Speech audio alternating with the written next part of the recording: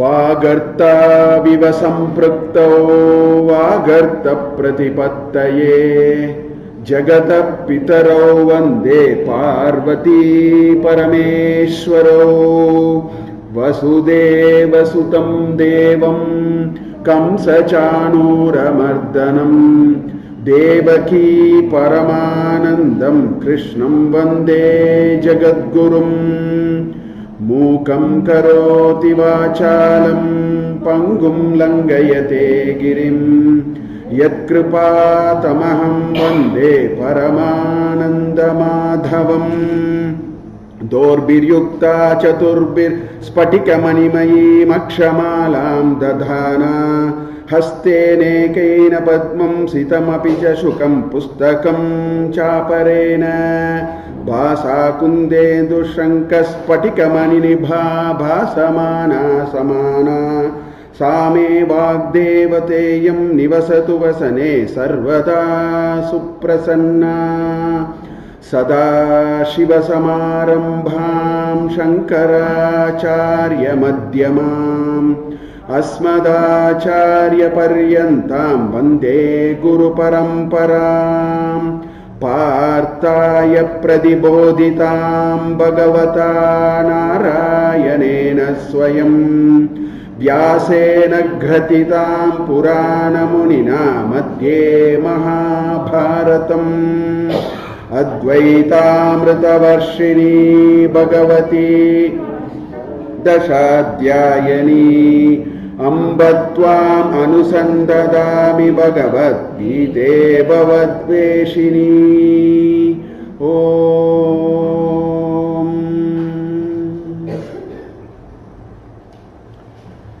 So there are a few questions, many of them are interesting. So I will spend a little time on trying to answer these questions, and then we will go on to today's. The first question goes as follows. As per my, maybe I will take this because this is a better order. It is mentioned that change cannot be abruptly, cannot happen abruptly. I was mentioning that point yesterday. But it will be slow and stepwise. But Gautama Buddha or Valmiki changed themselves overnight. So this is a question. This is a very normal question that comes because for our unit of analysis we see only one Janma. These are all true only when you look at one Janma. We only know the last episode called Gautama Buddha. You don't know what happened before that. In fact, Ramana Maharshi did nothing worthwhile in this Janma. He went to the school. He was generally going to the school. One day he ran away from the school. That's all he did. But see the wisdom he brought out. Where from did it come? So, the answer to this question, the change has happened. Shatakoti Janmaha. That is what in Viveka Chudamani, he says you will get mukti after Shatakoti Janmaha. Shatakoti Janma is 10 power 10. Which means 1 followed by 10 zeros. That many Janmas. So I think this question is because we are thinking there is only one Janma in which we have to analyze. It is not true. The soul goes through Janma after Janma, some evolution, and what we see now is a small portion. So that is how I think we need to understand this. The second question is related to that. It says, as per my readings and knowledge, we are suffering or enjoying the results of our activities from past time. So this in a way explains part of it. Our past karmas has put us in situation and conditions we live in today. So in order to change the results of our karma, how can we change the situations of present which are governed by past karma? Is there any solution? It's a very interesting question. See, we have Sanchita karma, Prarabdha karma and Agami karma. See, the word prarabdha means pra-arabdha. Arabdha is that which is begun, which is already begun. That's why it's called prarabdha. Pra is upasarga.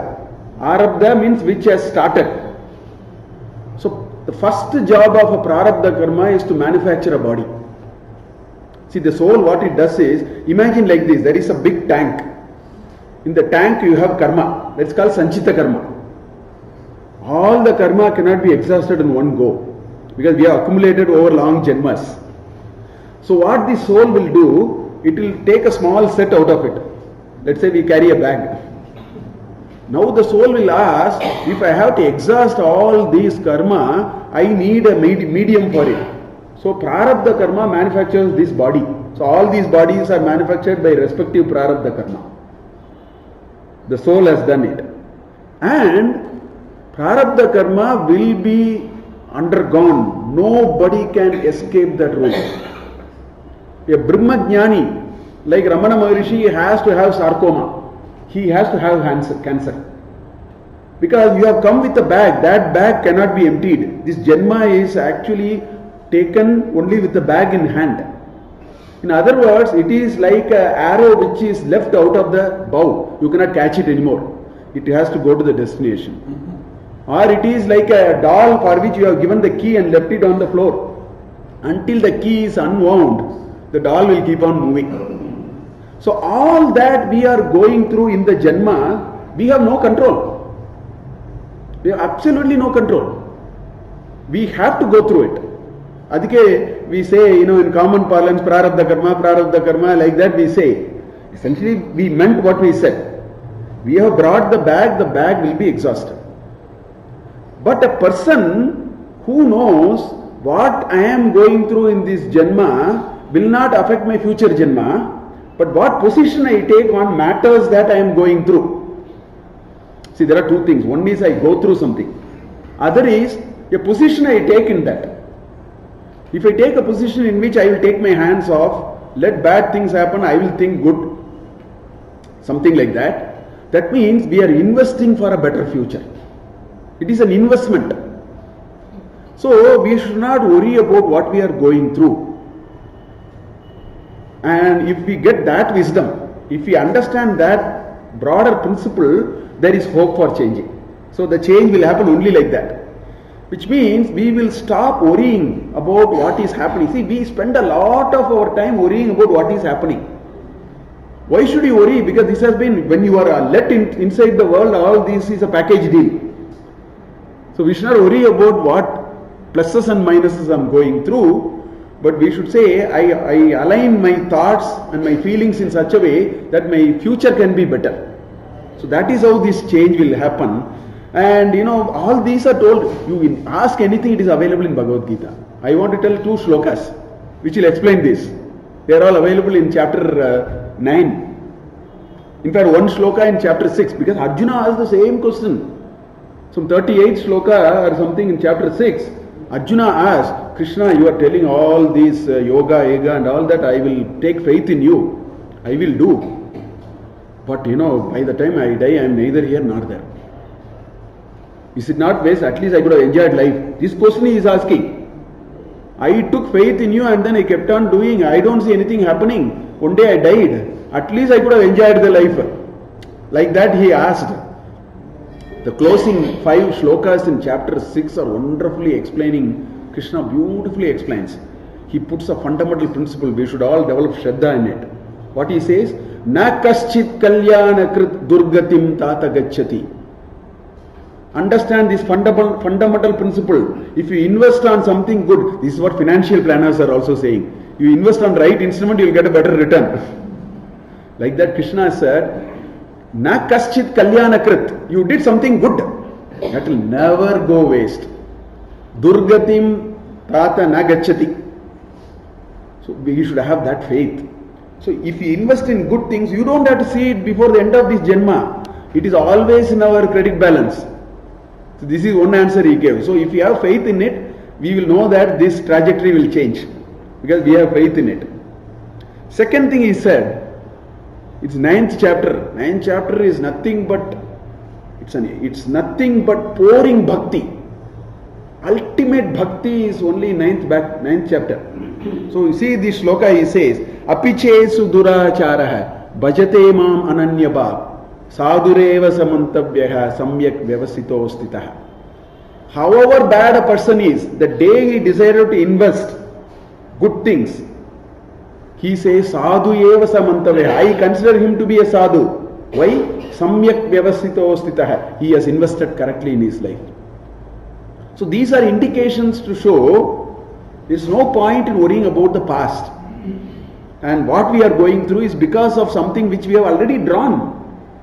So let us not worry what I am going through in this life. If I have to, fall a little bit and fracture my hand, let me do it. If I have to go through some other sukha and dukkha and samsara, let me go through it, because these are all what I have already brought.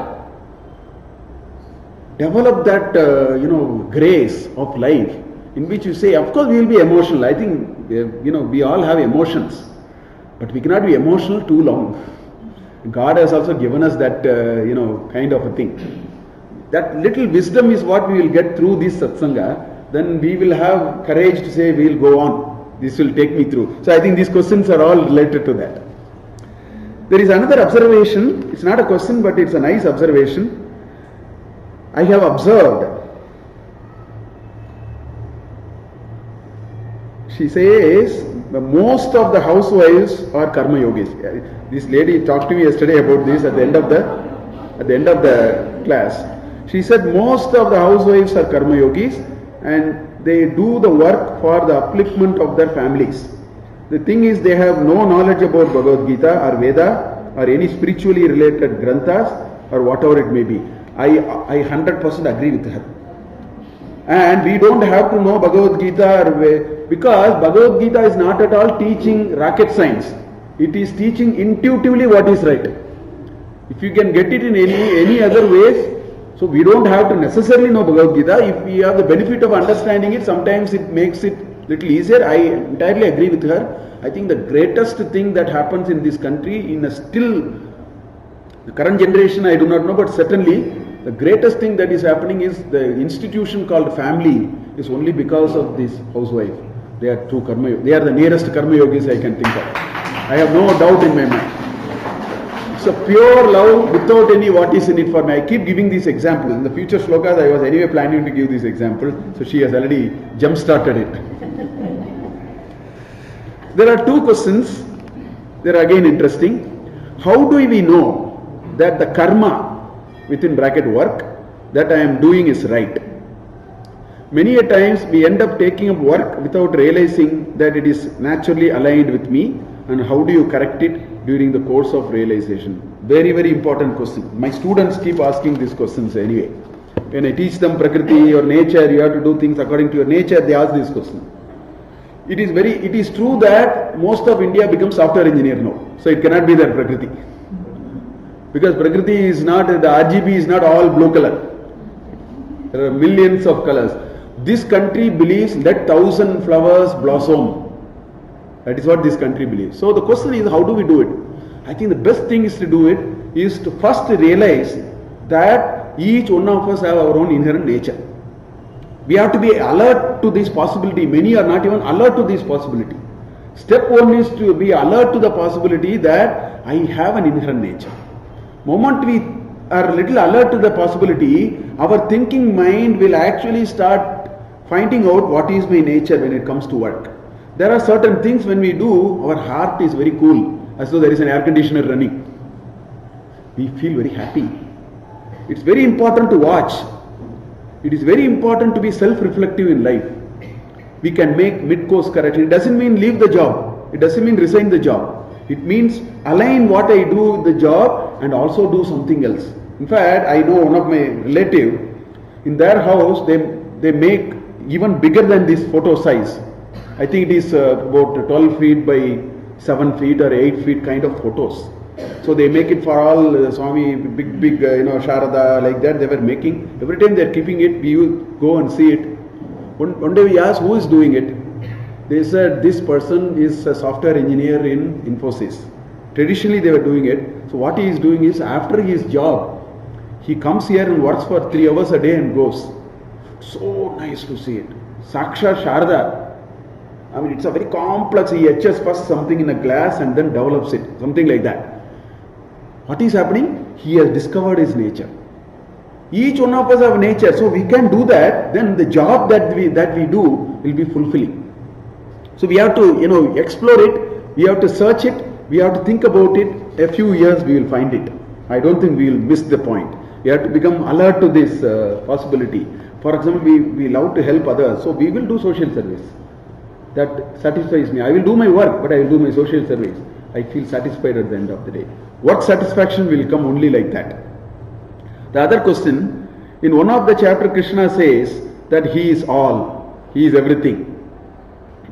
Why did He not create the world with perfect balance or only goodness?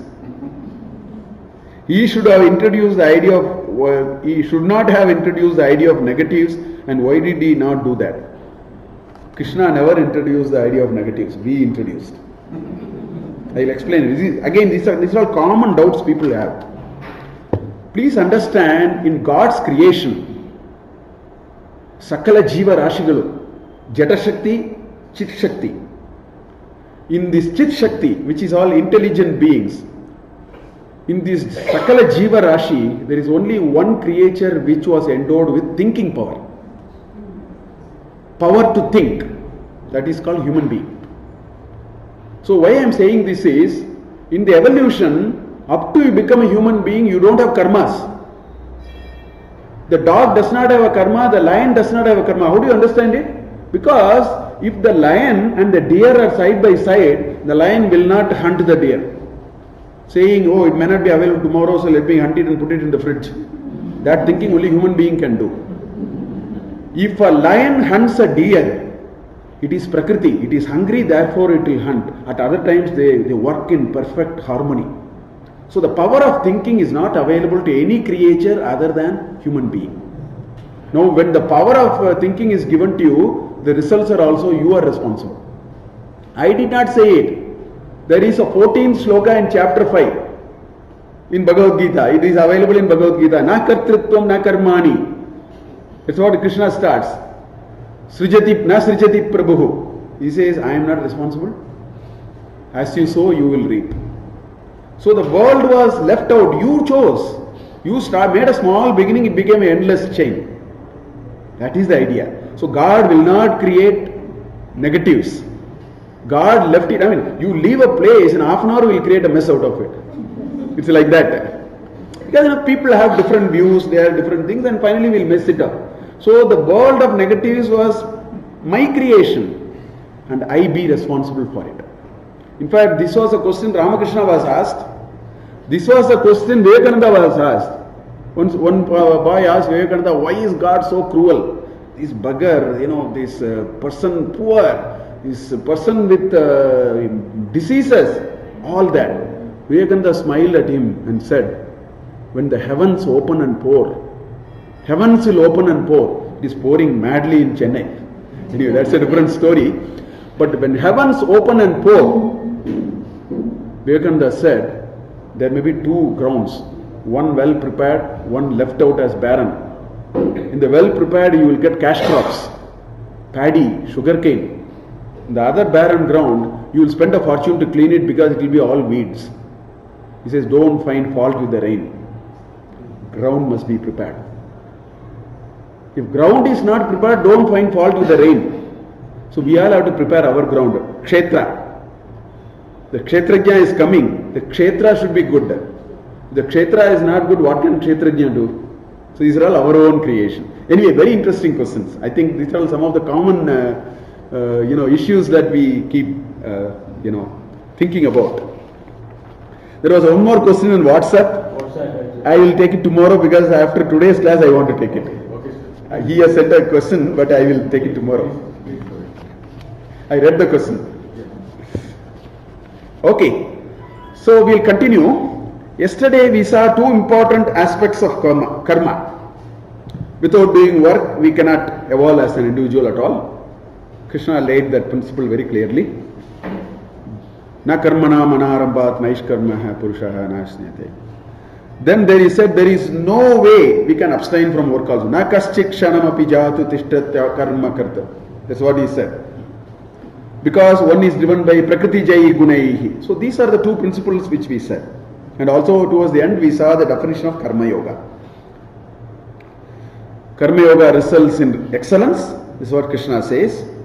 And I introduced the notion of detached attachment. So this is where we stopped yesterday. So to me, Karma Yoga, the practical implementation of Karma Yoga is to develop an approach to work, whatever we work. It may be cooking, it may be doing some devakarya, it could be working in office, it can be helping somebody. Let it be anything. We should develop what is called detached attachment. Now the question is, what is this detached attachment?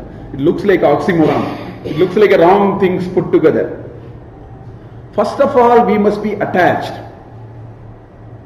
Attached to what? Attached to work. This world requires us to work. This samaja requires us to do that. Our small ahuti in this grand yajna that is happening. Every one of us have to pour our ghee. So I think when it comes to work, we must be physically attached. When I say attached, detached attachment, the attachment is one of physical attachment and mental attachment to the extent of the work, to the extent of what the work requires, what the work entails, what the work demands from me as one Jiva Rashi who is part of this divine Leela called this complex universe in which I am in a position, in a situation, in a day, in a time. I am ordained to be there and supposed to do something. This thought must engulf us all the time. Everything that we do is a divine Leela.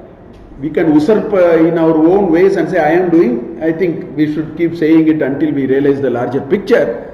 So when we have that view, work has to be done. Physically to be attached, mentally to be attached to the extent that the work demands a certain response in a very appropriate way. So that is the attachment.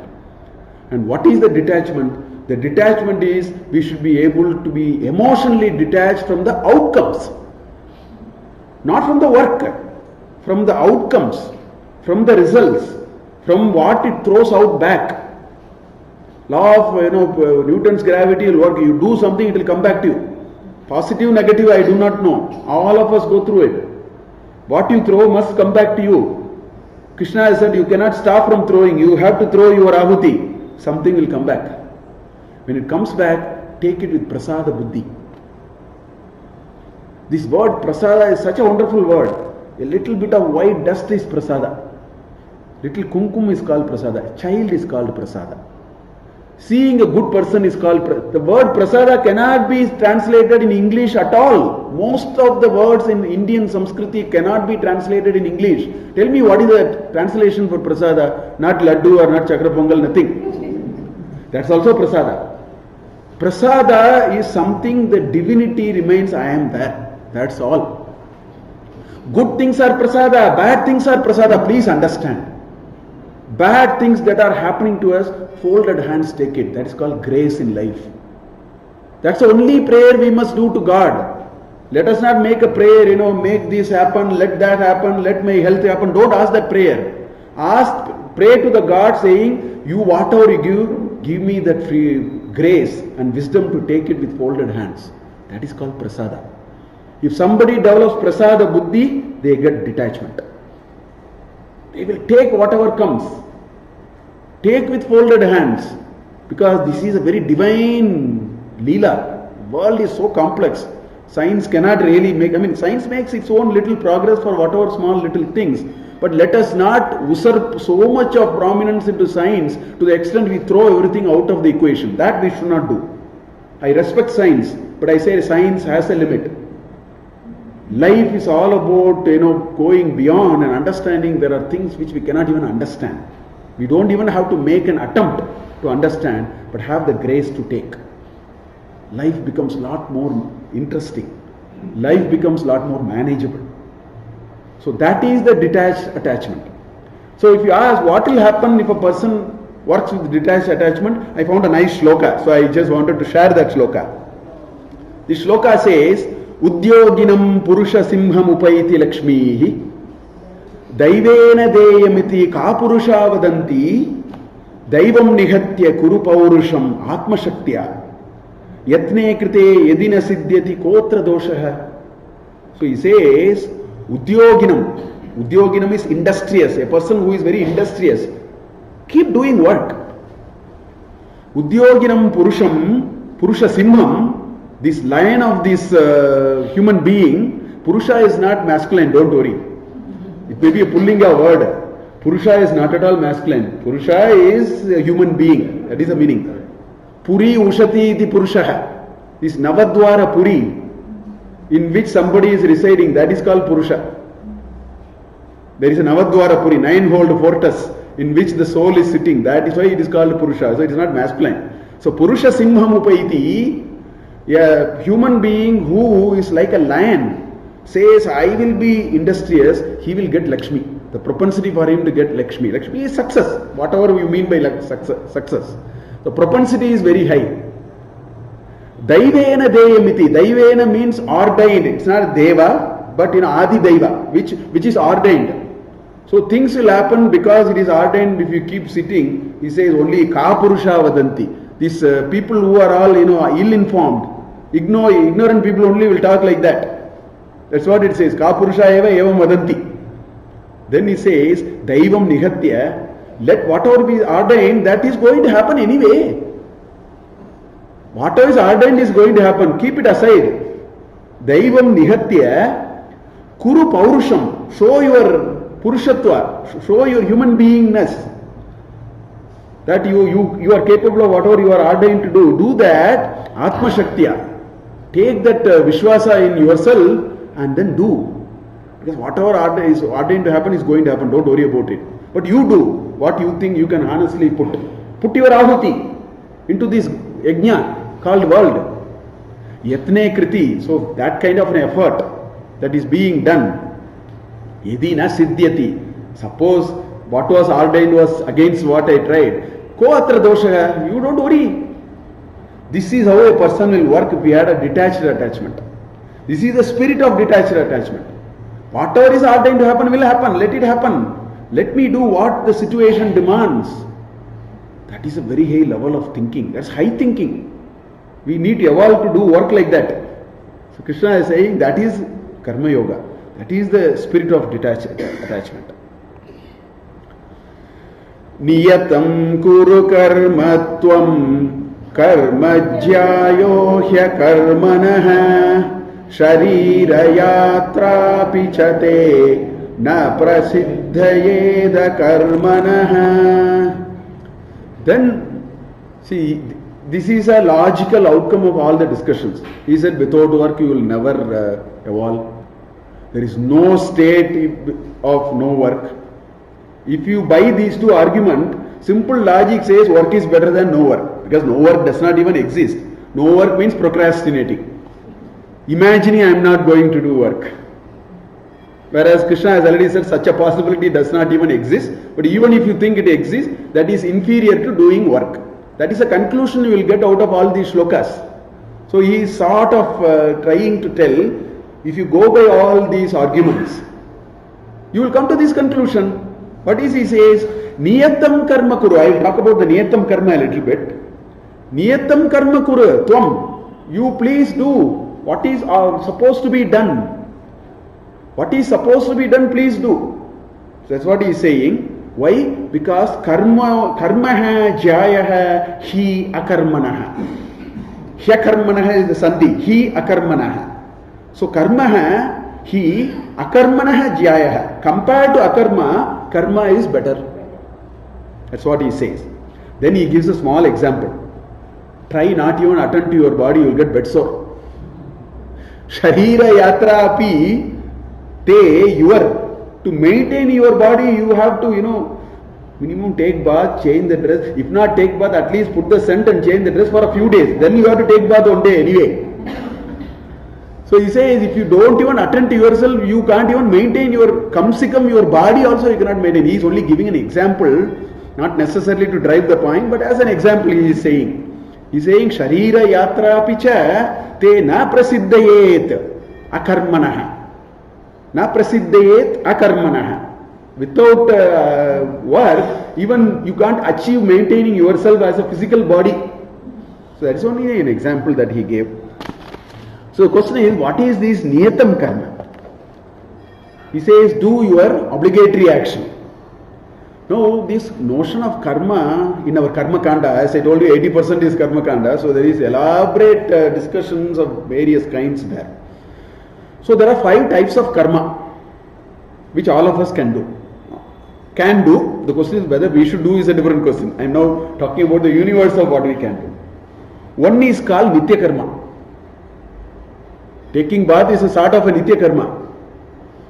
There are certain daily activities you are supposed to do. One of them I am going to talk in great detail called Panchamahayajnas. I will come to it. It's a nitya karma. I will come to it. This is the charm. This is the best part of this chapter. Today what we will go through today and tomorrow is the best part of the chapter. And the spirit of karma yoga lies there. The Sloka 8 to 20 is such a wonderful rendering of karma yoga. So anyway, so we have nitya karma, which we are all supposed to do. Then naimittika karma. There are certain things. If I have a daughter, I should get her married. If I have son and a daughter, I have to educate them up to a level and make them independent. If I have a father and if the father, Pithagarya, if you have to do, there are some naimittika karma. Marriage has to be done. There are some societal requirements. There is a big flood, I have to, do whatever I can. Which means naimittika karma does not happen in a predetermined cycle. It happens when situation is warrants. You should do it because dharma requires you should do it. It is good. If you do it, the society is sustainable. It is a very sustainable way of organizing this social system. So they are the naimittika karmas. Then there are some called nishkamya karmas. Because in nitya and naimittika karma, there could be, a reference of myself. There may be some what is in it for me. Even if I don't ask for it, it will accrue to me. By taking bath and keeping myself good, that benefit accrues to me only. And then in turn it can accrue. So in the first 2 categories, the benefit may accrue to me. But you can do a lot of karmas in which you can say the benefit need not accrue to me. The great social service that you trust are all doing are of that variety. It's very important for us because we will evolve. Doing certain types of acts which are good, which need not benefit me. Educating a poor child. Somebody is in grave danger, giving a helping hand in whatever way. In this country you can do shamadana, you can do annadana, you can do, the varieties of dana. Can we, shramadana, look at the notion of shramadana. We come here to the temple and do a little bit of work, social service for 2 hours, great. So these are all naishkarmya. I am not asking what is the benefit I get. Rarely we ask, very rarely we ask, we don't ask. We feel good when we do such things also. So naishkamya karmas, also that's a 3rd variety. Then there is a 4th variety called nisheda karmas. Vidhi and nisheda, do's and don'ts. You can do, whether you do is a different question. I am talking about the universe of karmas. There are some nisheda karmas. Things which we ought not to be doing, we will be doing. We may be lying, we may be inflicting pain and damage and something on somebody, we may be doing cheating, we may be doing it. Possible. These are all adharmic. And anything which is adharmic is unsustainable in the long run. Dharma means sustainable. Dharma is equal to sustainability. That's the most convincing answer I have found for myself. Within the ambit of sustainability, you will be able to fix a lot of conflicts that you see in dharma, because sustainability is long run, in the long run, not today and tomorrow. That is the idea. So nisheda karmas, sometimes inevitably, knowingly, unknowingly, all that could have happened. So in order to sort it out, there is a 5th type of karma called prayaschitta karma. So these are the 5 types of karmas that we will do. So here what he is talking about in niyatam karma is the first 3 category only, which is nitya karma, naimitya karma and naishkamya karma. I mean, if you unwittingly ended up in a nisheda karma, then you have to do a counterpart called prayaschitta karma. Prayaschitta we will have to do, because knowingly, unknowingly, wantonly, whatever. So the last 2 he didn't mean here. What he meant, niyatam karma kuru, is as per the codified principles of dharma. you are supposed to do Nitya Karma, Naimitika Karma and Naishkarmya Karma, please do it. That is always good, because not doing will only make you inferior, will make you not really worthwhile kind of a personality. So that is what, Sloka 8 is sort of concluding the argument that karma is important and karma must be done from a perspective of karma yoga, and without karma you can't even maintain yourself, so there is no, so we have now come to a conclusion that as long as we breathe in this world, we will be in karma. We have to be in karma. And Krishna is telling us, if you do karma as per karma yoga, you will excel. So now the question is, can you tell me how to develop this attitude of karma yoga? So far it is fine. Can you tell me how to develop this attitude of karma yoga? I mean, conceptually I understand. What should I do from now? Half an hour from now we have to do something. Can you give me some tips? So the rest of the slokas are all giving us certain things. We develop that kind of an attitude to work, the karma yoga will happen slowly. So that's where the next 12 slokas are positioned in this chapter. We will see that. Yajñārtāt karmanōn yatra lokoyam karma bandhanah tadartam karma kaunteya mukta sanga samachara. He introduces a method of doing work. Yajñārtāt karma. Karma that you do, see, we said Nitya karma, Naimitika karma and all that. Now he is saying, a karma, whatever karma you do, you should do for the sake of yajna. Yajñārtāt karma. And he made such a very powerful statement. Then what he says, lokaha anyatra, which means, there is, this elementary, for a fourth standard, they teach set theory. Set A, set B, A complement, like that, the simple ideas. So what he is saying, set A is do work with spirit of yajna. Loko anyatra, A dash, all others other than it, A complement. Set theory, they use the word A and A set theory, A, anything other than A. Loko anyatra. What will happen? I am karma bandhana. The work will tie you. The work will chain you. It will shackle you. It will not unshackle you. You will not discover your degrees of freedom. You will be conditioned by work if you do work not with the spirit of yajna. If you do work with the spirit of yajna, it will not happen. Because first he said, Krishna says, do work with the spirit of yajna. At all other places, which means done without the spirit of yajna, you will be bound. Work will bind you. The greatest thing that can happen to us is we should discover joy and freedom in work. Particularly freedom. Work should not bother me. Work should not bother me. If work bothers me, work is not worthwhile.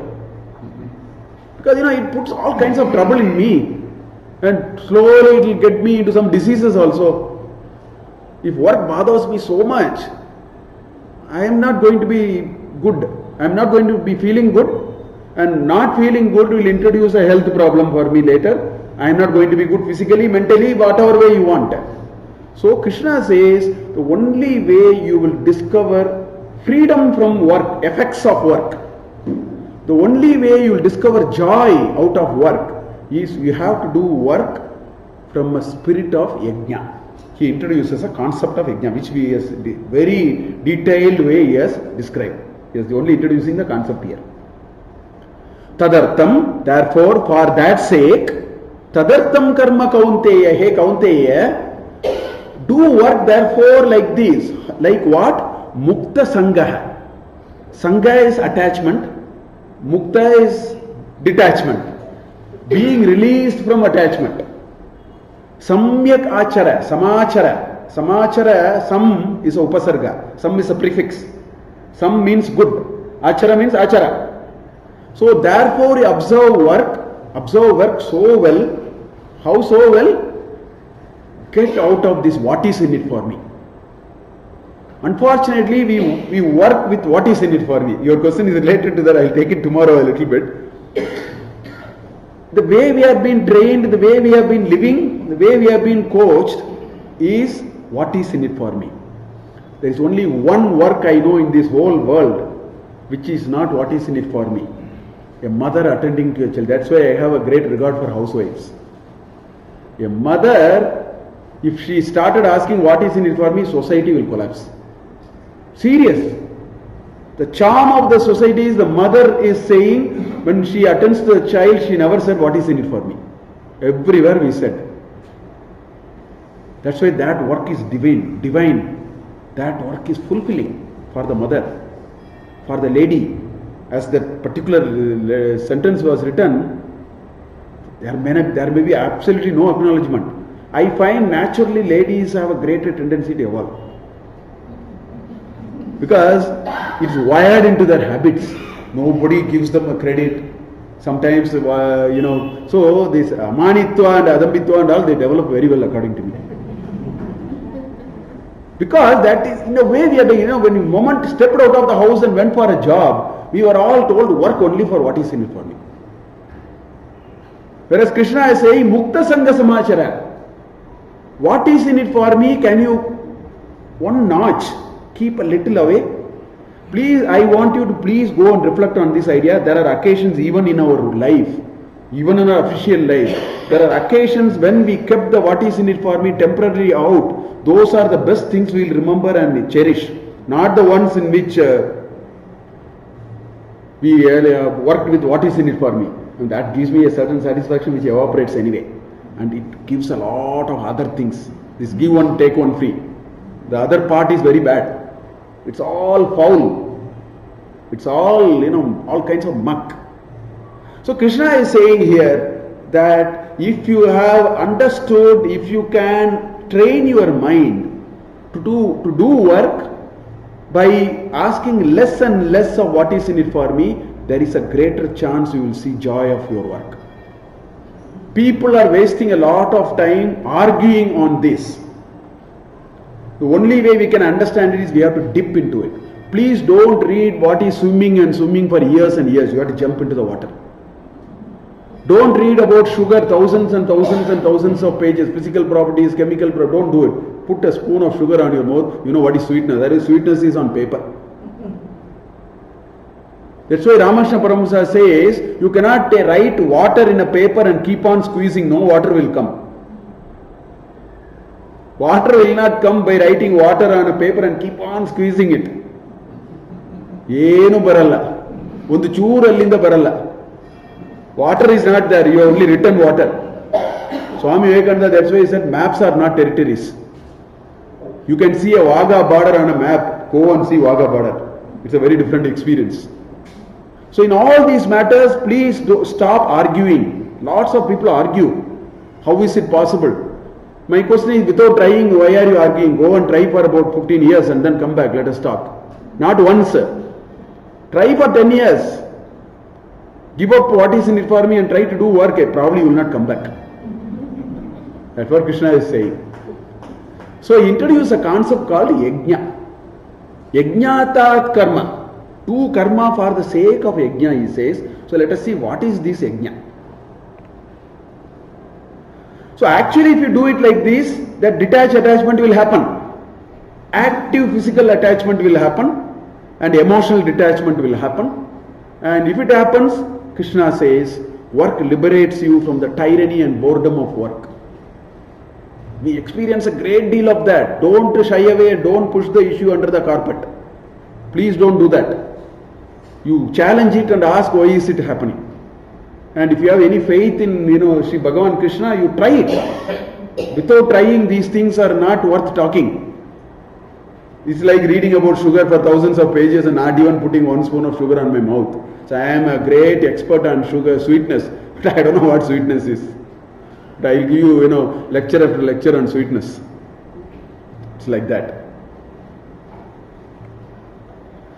So, look at what this Mundakopanishad says. Avidyayam bahuda vartamanaha vayam kritartaha Iti abhimanyanti balaha. These fellows are childish. Upanishad says these fellows are childish. He calls them as balaha. And who are they? Avidyayam. They are ignorant first. They don't get the right framework. What gives me satisfaction in life? What gives me joy in work? That framework is missing. That's why it is avidya, not vidya. Avidyayam bahuda vartamanaha. All the time engaged in work with a wrong framework. Okay? Vayam, we all. No. Vartamanaha. And what do they say? Vayam kritartaha. We have achieved in our life. They come to a conclusion. Vayam kritartaha. We have achieved in our life. Iti abhimanyanti. They think like that. They think with a wrong framework they pursue life and engage in lot of activities, and they have this childishness to say also I have achieved everything in life. Vayam kritartaha.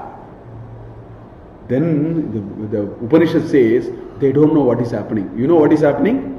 Yat karminaha, such people, na pravedayanti, na vedayanti. With this to know. Vedayanti is those who have known. Pra is only a upasarga to make it prakrishtena. Pra means viseshataya, prakrishtena. One who has not understood this larger principle of life and this karma and all that, ragat, so out of attachment to what is in it for me, they keep doing work and they have a sense of satisfaction I have achieved in life. The Upanishad says, Tena aturaha, these wretched people, by that credit balance that they got, they will go and enjoy the credit balance, they will come back again. It says you have to come now, because you have not developed the escape velocity to go from this birth and death. This birth and death is like, you are in this chakra. You have to develop escape velocity to get out of it. With this framework, you will never get that ability to get out. He says, Kshina, when that effect gets lower, Kshina lokat. Kshina lokaha, once all your credit balance is over, Chyavante, they fall back. They come back again. So this is what will happen. In fact, there are very nice such, Eta andaha, nitamanaha, anyendaha. There is another shloka. It's like a blind, 60 blind people were led by another blind man. He said, I know how to take you. Come, I will take you. He is also blind. Like that kind of references are there in Mundaka Upanishad to say, where will ignorance lead us to? Okay, first let us understand yajna as a, moment you say yajna, we know what it is. There is a altar. This is all easily coming to our mind. So I will take that example first. We will see what is an yajna as a ritual, as a religious practice. Because that religious practice, because many people don't understand this. Lots of our religious practices are actually very symbolic. You have to do it, and by doing it, you have to reflect on why did they put all this. Today we said all these are not required and we have just pushed it aside. There is a lot of symbolism, there is a lot of deep meaning in many of the rituals. So I will take yajna.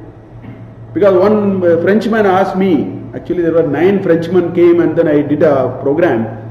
Because my student who is the India head, he asked me, sir, can you do a program on Bhagavad Gita? I have some 10 Frenchmen. I said, I will do.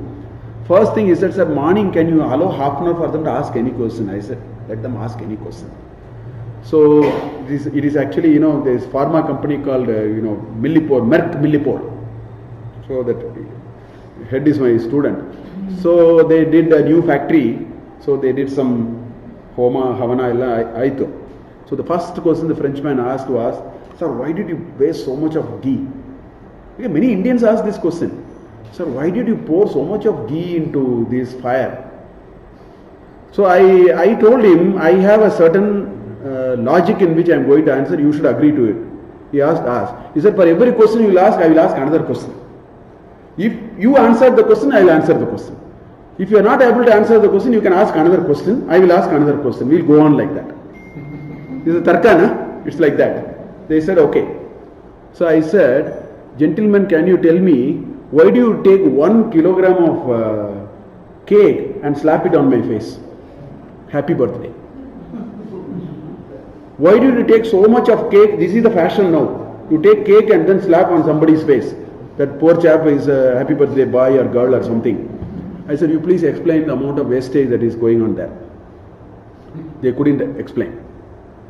I said, I have a better answer, but I am not going to give. I want you to first tell me, why are you wasting? Then I asked second question. Why do your ladies, which our ladies have also learned now, your ladies buy a 10,000 rupee sweater for tying it on the waist? So utter waste of money. They buy a costly sweater, tie it on the waist and go up and down. If you have a sweater, you should wear it if you are cold. Like that, half a dozen questions I asked. So they started smiling. Then I told, then I was, at the end I said, gentlemen, I want to tell you something. Societies need a lot of symbolism. I want to tell this because it has become fashion to throw all our rituals talking ill of it. In fact, I asked him another question. I asked him, if your political leader died in your country, where will you hang the flag? They said, we'll hang it somewhere in the middle. I said, why don't you hang it? Why don't you hang it upside down? I asked. And then I asked, when this Wimbledon trophy is given by the Duchess of Duke and Duchess, why are they just bending a little bit and taking? Why don't they jump and take it? Like that, I kept on asking. Please ask this question because you Indians are asking these questions about Indians, about our rituals. I asked finally one question. My classmates in the 80s, when we graduated, these jokers went through a one-day program, how to keep the knife. If you keep the knife like this, the food is over. If you keep the knife like this, something is something. If you keep the knife like this, something, whatever. Table manners. I said, it's the biggest nonsense. Why did you teach us for one full day? I asked like that. The point I am making, every society needs symbolism. Human beings need symbolism. Please understand. Because today we have given up Janmashtami. Instead of we do what is that called? Trick or trade. What is called that? Halloweens. So the fact remains we have to do something. But we don't want to do Janmashtami, we want to do Halloween. All these kids trick or trade and all that. So if there is no meaning in it, I see meaning in Janmashtami if you are able to see it. So Yajna is like that. So I have to do all these to come to Yajna. There is a lot of sukshma. There is a lot of thinking behind it. Don't underestimate our wisdom. Just because we have not understood, don't throw it in the dustbin. So we look at Yajna. Yajna has a karta, an Yajamana and Yajamana Patni. For any ritual, there is a karta. The karta need not have to do, you can give a power of attorney and the Purohit can do. But there is a karta. Okay? Yajna has a receiver called Devata. Yajna is done keeping one Devata as the deity for which we are doing Yajna.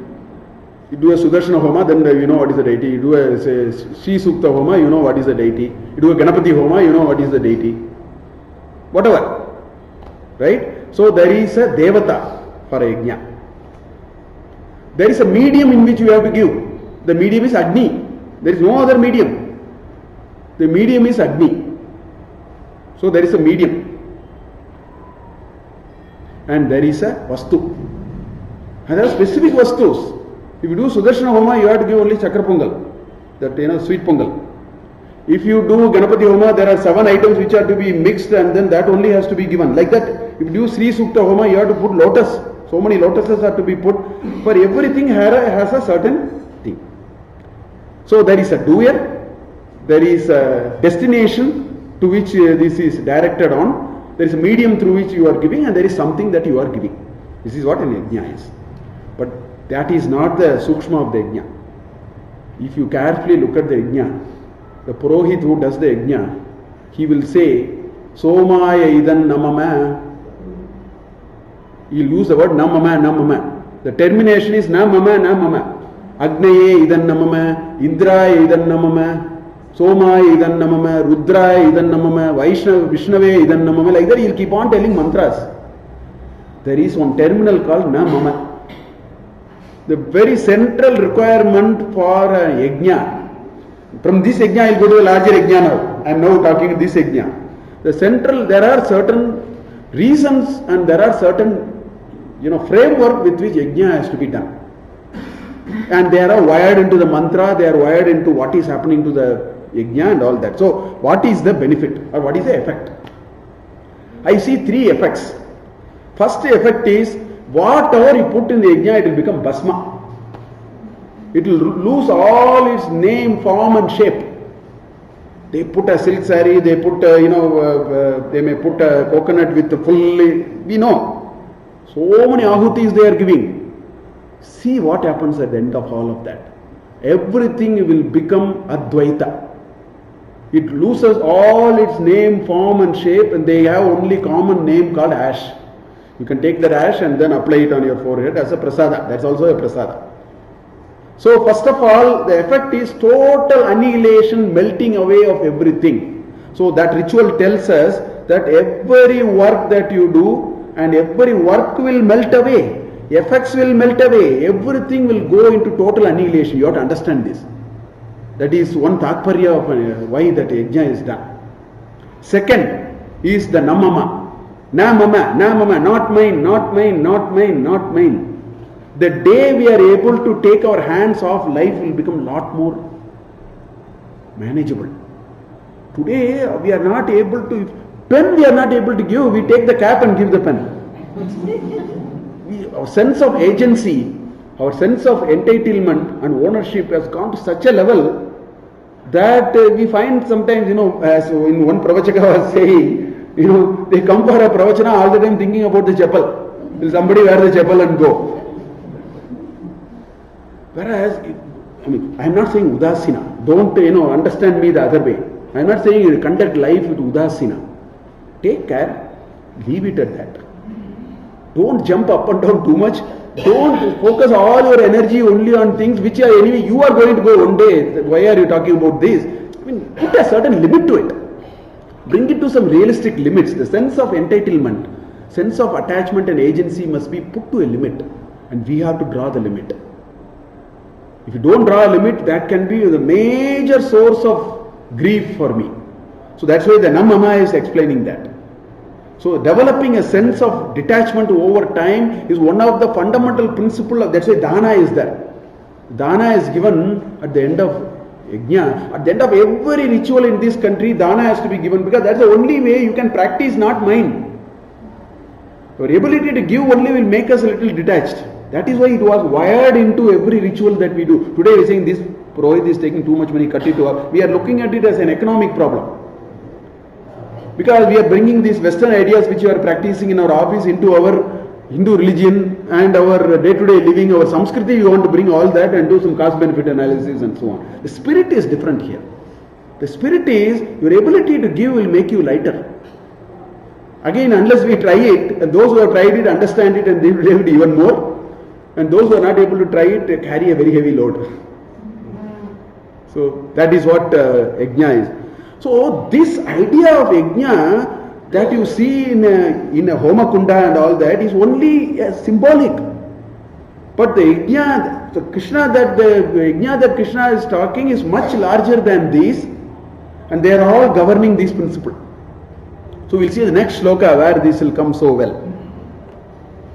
So the yajna brings several concepts which we will see. It brings the idea of mutual dependence. It brings the idea of relationship between nature and man. It brings the idea of shunning away from selfish behavior. All those are part of yajna which Sri Krishna is explaining through these shlokas, because they are the ones which will make me a karma yogi. Otherwise, the detached attachment is only a thought. Detached attachment must be practiced, for which you need a yajna bhava. Yajna bhava to anything that we do. Look at this shloka. Saha yajna praja srishtva purovacha prajapatihi anena prasavishyadvam yeshavostvishta kamadhuk. He lays a very cardinal principle. Sri Krishna lays a very cardinal principle. What he says, when this world was created, by Prajapati, he laid a governing principle. And what is the... So, Purovacha, long back told. Who told? Prajapati. Prajapati, when he created this Sakala Jiva Rashi, he went up and said, now let me tell you something. That's what it is saying. Purovacha Prajapatihi. When he created Prajaha, that's why he is a Prajapati. He is the Lord of creatures. When he created Prajas, what he did? Saha Yajnaha. Yajnena Saha. He said, I did not even create this Sakala Jiva Rashi. I also created a rule of a game called Yajna. I created a method of playing the game that is called Yajna. So Saha Yajnaha Prajaha Srishtva, having created this Sakala Jiva Rashi, along with that a golden rule of the game called Yajna, I laid that principle also. Having created, what did he say? He said, Anena, using the principle of Yajna. Anena is using this. And this is pointing to Yajna. Yajnena. Anena, use the principle of Yajna and go and milk your cow of desire. Ishta kama duk. Kama duk, which is a cow. Ishta kama duk. You, whatever you want to achieve in your desires, please achieve, but understand this is the governing principle. Don't violate it. In other words, when you have to play football, you have to first put all the rules first. Only then you can play the game. You should specify the limits. You should specify the rules of the game, do's and don'ts. Then play the game. In the same way, to play the game of life, to do this vyavahara, to be in this vyavaharika plane, Prajapati said, I have defined a rule. Please, as long as you are not violating the rule, enjoy whatever you want to enjoy. So enjoy Madi, Kama, as per Yajna rule. That Kama and the rest part is gone now. Enjoy Madi, full stop agide alli. It is full stop. Enjoy Madi, full stop. He is saying, no, enjoy. He is saying, please enjoy. He says, Prasavishyadvam, let all your impregnant desires be manifested out. Let it you give birth to all your desires. And go and milk the cow of desire. But how? Anena. Use the principle of Yajna, and using the principle of Yajna, you go and do it. So he lays a very grand concept. First, that's why he said, Yajnartat karma loko anyatra karma bandhana. That is what he said. He said, you must understand the principle of Yajna. Don't waste your time, otherwise you will never evolve in work. And that is what Prajapati said also. The Lord of creatures laid the rules of the game, and then you play the game. Not violating the rules of the game, which is called Yajna. So which is what he says in this shloka. Now I want to tell something very interesting. See, there is a Rudra Prashna and Chamaka Prashna. Sri Rudra. Om Namo Bhagavate Rudraya, Om Namaste Rudra Manyava Uto Deshave Namaha. Like that, this Rudra is there. This Rudra is also called Namaka, because there are 300 Namaha. It's a Trishati, 300. It is the first Archana. Today we do Ashtotra, Sahasranama and all that. This is a Vedic Ashtotra, it's not Ashtotra, Trishati. There are exactly 300 Namaha in Rudra. It's a celebrated prayer, which is a Vedic prayer, called Rudra. It's called Rudra Prashna. Now the practice you will see, even today you will see, the practice has always been, after they say Rudra is the grand praise of this Lord Rudra. Rudra is one of embodiment of anger, one of embodiment of dissolving everything into nothingness and paving way for new things to come up and so on. So when Rudra is a very nice prayer and a grand exposition of the greatness of Rudra in 300 names, okay? Now what the practice is, after you have made this God, you have prayed the God and made this God so happy, that's the time you should ask for favors. My boss is there. Today is in a happy mood, I should ask what I want to ask. I should immediately ask, sir, give me this, give me this, give me that. And the propensity for us to get is a little higher. Same logic only we use also when we do this Parayan also. So we do Rudra first. And after Rudra, nobody stops. Immediately they do what is called Chamaka. It starts by Vajaschame, Prasavaschame, Didisme, Kritusme, Swarastame, Slokasme, Srishtime, Swadastame, all that it goes on. Sanchame, Mayastame, Priyanchame, Gamastame, Gamastame, Saumanasastame. There are 12 paragraphs. I have been telling some of the youngsters, you people are all drawing useless wish list for life. If you really want to know what to ask, you have to read these 12 paragraphs. What we are asking today will pale in comparison. Nothing. You cannot ask anything any closer to those 12 paragraphs. May means for me, for me, for me. Give it to me, give it to me, give it to me, give it to me. Sanchame, Mayaschame. Give me Sham. Sham means what? Good things. That's what it says. Shanchame, Manaschame, like that it goes. First of all, it says Agna Vishnu Sajosha Sema Vardantu Angiraha Dumner Vaje Viragatum Vajaschame. First thing it asks is give me enough paddy. Kaneka. Paragraph themes are there. Adipatyanchame. Give me the lordship of the world. I mean, we cannot ask anywhere near. Today's this modern youth have no idea. They are asking some cell phone, ill phone, and all of them will perish. Perishables they are asking. But in this, you have thematic. In one paragraph is only grains. Goduma astame, Masura astame, Priyangavastame, Navastame, Shyamaka astame, Nivara astame. One paragraph full of grains.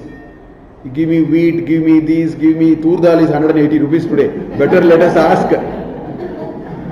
So thematic it is that. Why I am saying all that? After asking all kinds of things. This is the last paragraph. This is the last paragraph. Our ancestors said, give me all the riches, but give me I will do it in the spirit of yajna. Look at this mantra. It says, Ayur yajnena kalpatam, prano yajnena kalpatam, apano yajnena kalpatam, Vyano yajnena kalpatam, chakshur yajnena kalpatam, gashotram yajnena kalpatam, mano yajnena kalpatam, vak yajnena kalpatam, atma yajnena kalpatam, yajno yajnena kalpatam. Even yajna I will do with the spirit of yajna. You give me all the riches, but I will follow the rule of yajna. That's how it ends. That's how this Chamaka Prashna ends. You ask the best things. In fact, I completely disagree with this idea that, if you are very spiritual, ancestors are very spiritual, they wanted nothing like that. Their kind of richness that they are asking, we are not able to ask. That is why we found some good knowledge also. Today we are a discounted lot, I am sorry to say. We are a discounted lot. We cannot think big. In Chandogya Upanishad it says, Nalpe Sukam Asti Bhuma Vai Sukam. The CEO of the country, called the king, goes to the sage, and the sage Pipalada, I think, then sage Pipalada says, Na alpe sukamasti, don't go after small things. Sage is telling to the CEO, Na alpe sukamasti, bhuma vai sukam. Go after big things in life. Our ancestors were like that. They asked riches. Who said they didn't ask riches? Yajnavalkya told to disciple, take all the 1,000 cows and go. Let me answer him later. I want all these cows.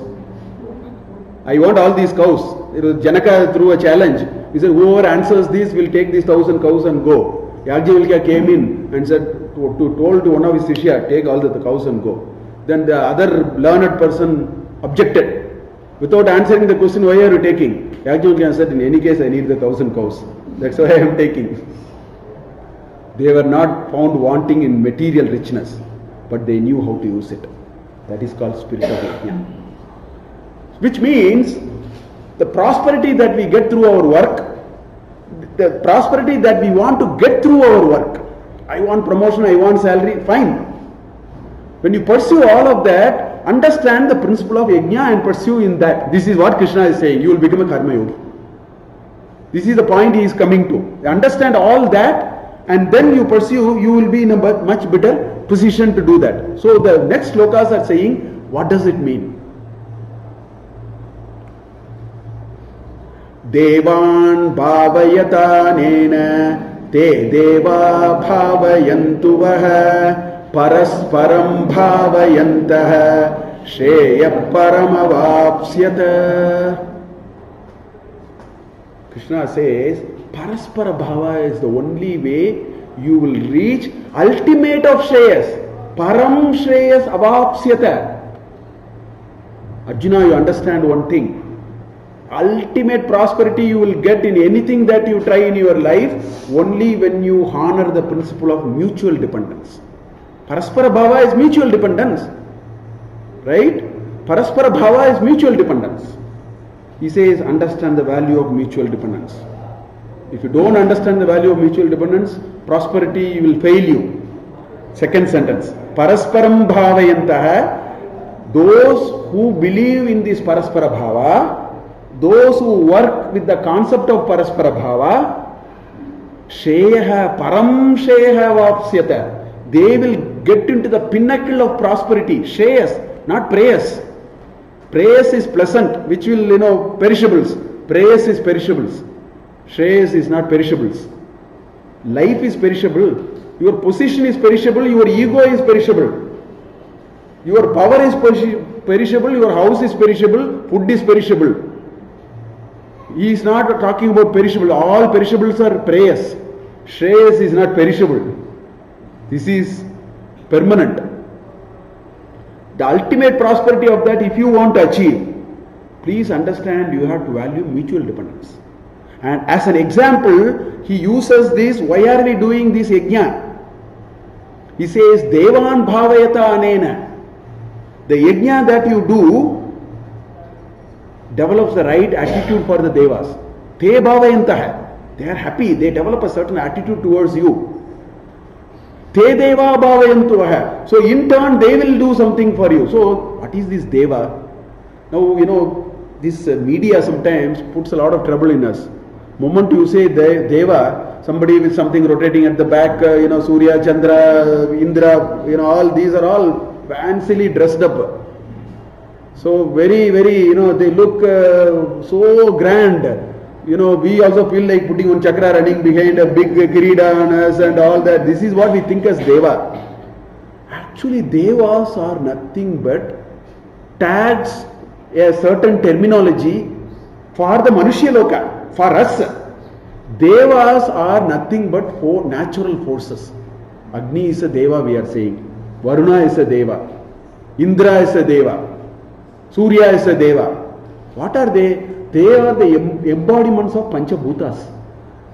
We have given a name and brought them. And also Devan Bhavayata Anena means, what it says is, if you practice yajna, then these natural forces without which you cannot live, which we are experiencing in a very bad way in Chennai now. Slightest disruption we do, we pay for it. The next cyclone is coming. They have now announced the next cyclone is on its way. In fact, I received a WhatsApp which says till January 18th it is going to destroy the city.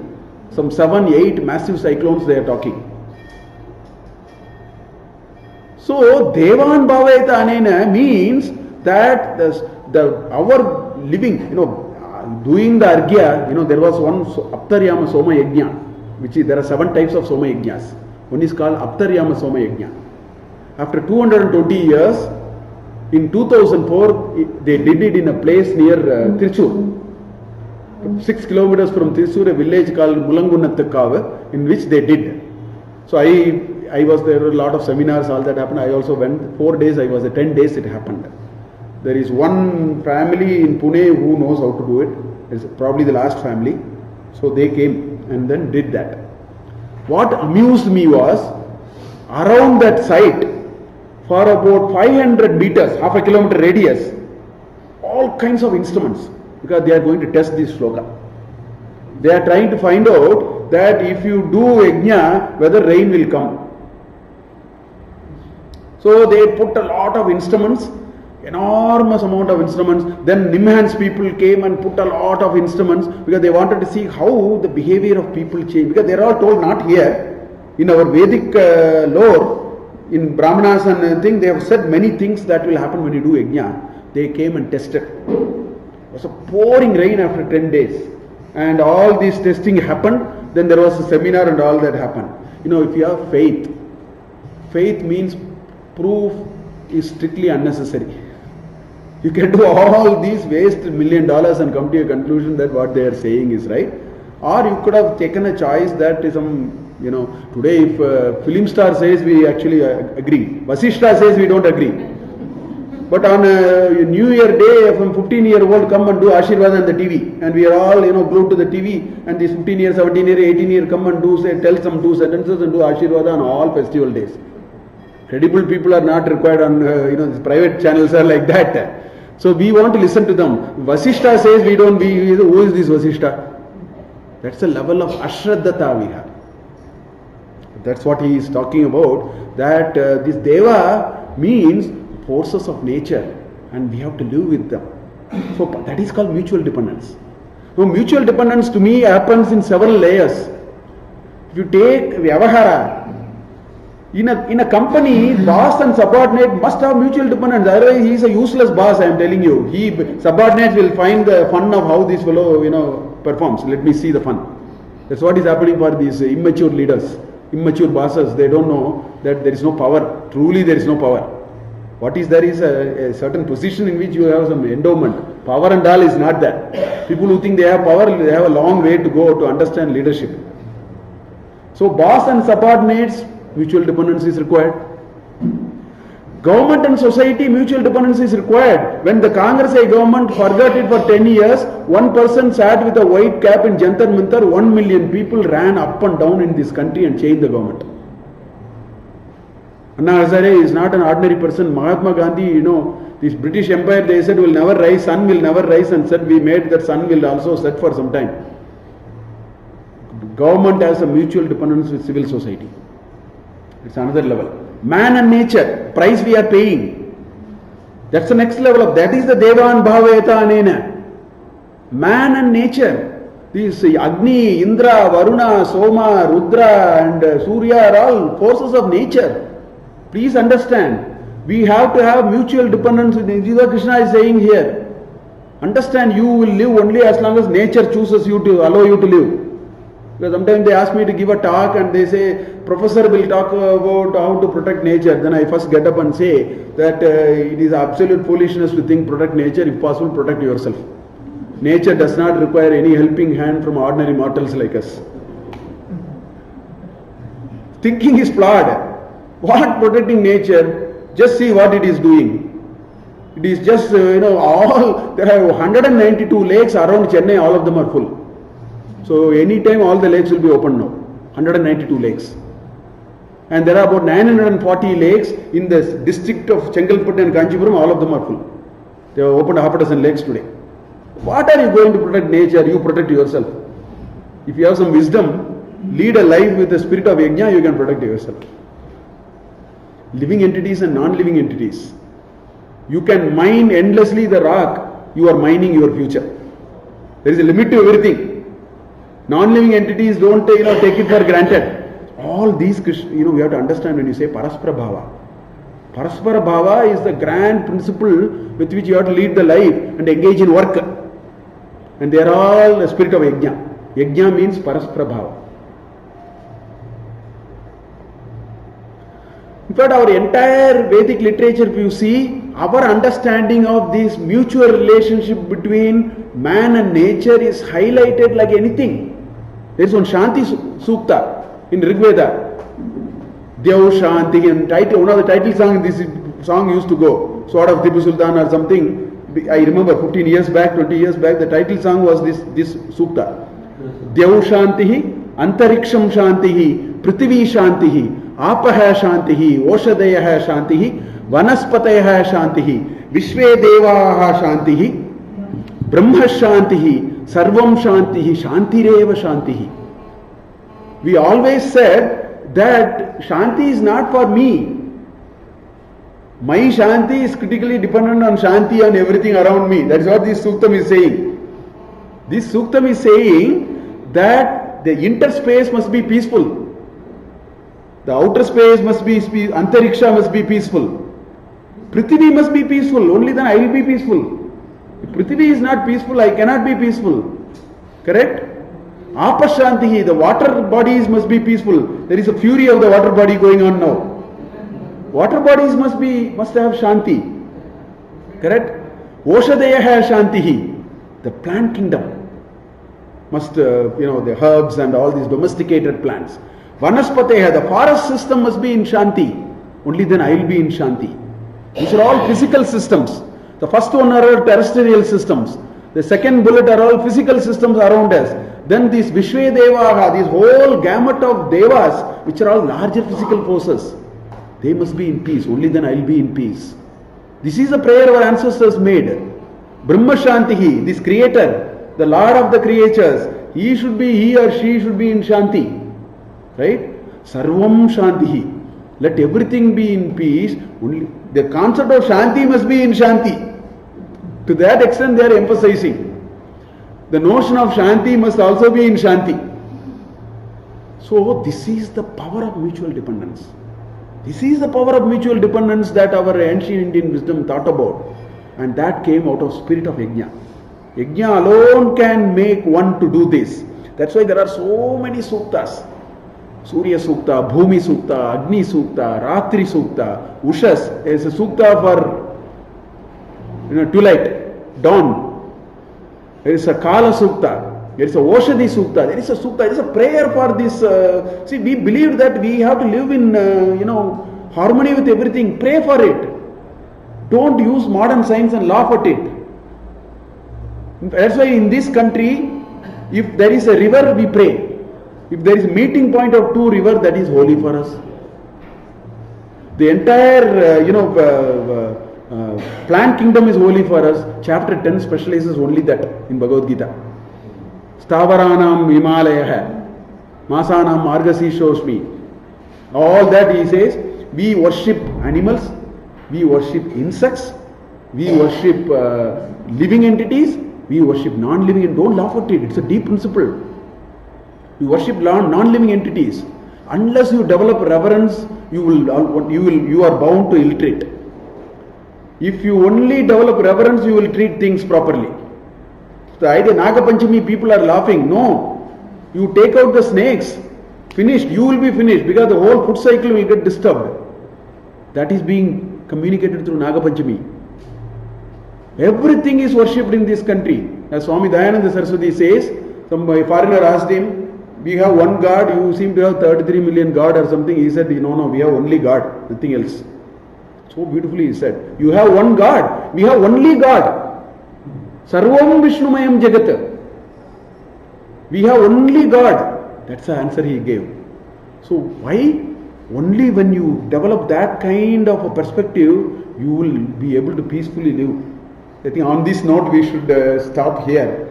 Today's talk we will stop here at 7:58 or something it should be. So yes, 7:58. We'll chant the Shanti Mantra and stop here. Om Sahana Bhavatu Sahanau Bhunaktu Sahaviryam Karavavahai Tejasvinavaditamastu ma vidvishavahai. Om Shanti Shanti Shanti. Harihi Om. Shri Krishnarpanamastu. Shri Guru Charanaravindarpanamastu. Shri Gurubhyo Namaha. Harihi Om.